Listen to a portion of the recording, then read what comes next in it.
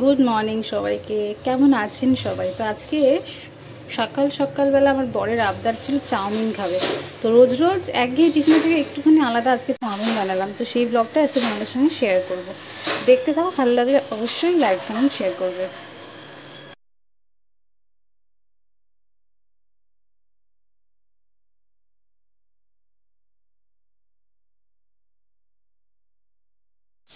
নুন হলুদ চাউমিনে দেওয়া হয়ে গেছে, নুন হলুদ দিয়ে ভাজি।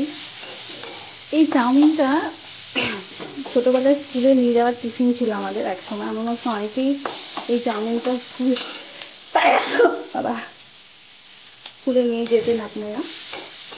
খুবই ভালো লাগে খেতে, খুব হালকা লাইট হয়, খুব একটা রিচ সস টস দিয়ে চাউমিন খেতে সকালবেলা তো একদমই ভালো লাগে না।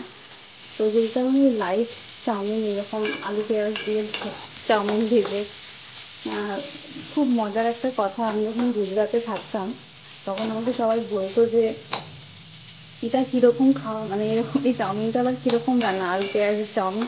তো ওরা খুব হাসতো, টকটা গান দিয়ে গুজরাটের লোকেরা শুনতো দেখতো।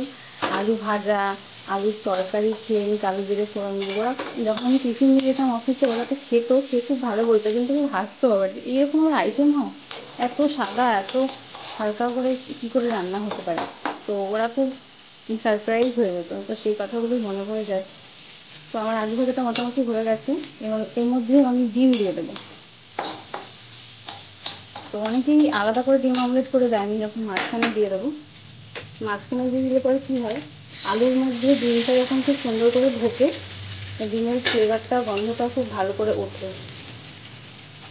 ডিম দিয়ে দিলাম মাঝখানে, এইভাবে খেতেই আমার বেশি ভালো লাগে। এর মধ্যে চাউমিনটা দিয়ে দেবো ভাজা হয়ে গেলে পরে। তো এই দেখো চাউমিনটা দিয়ে দিয়েছি, এর মধ্যে আমি আলু ভাজা ডিম ভাজার মধ্যে চাউমিনটা দিয়ে দিয়েছি, দিয়ে নাড়াচাড়া করছি।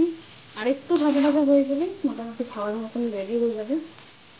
তো আজকে তো আমার ব্রেকফাস্ট এটাই। তোমরা কে কী খেলে আমাকে অবশ্যই কমেন্টস করে জানিও। চলো টাটা, সবাই খুব ভালো থেকো, আর আমার পাশে থেকে কমেন্টস করো, লাইক করো, শেয়ার করো ভিডিওগুলো। আর কেমন লাগছে ভিডিওগুলো দেখতে অবশ্যই আমাকে কমেন্টসে জানিও।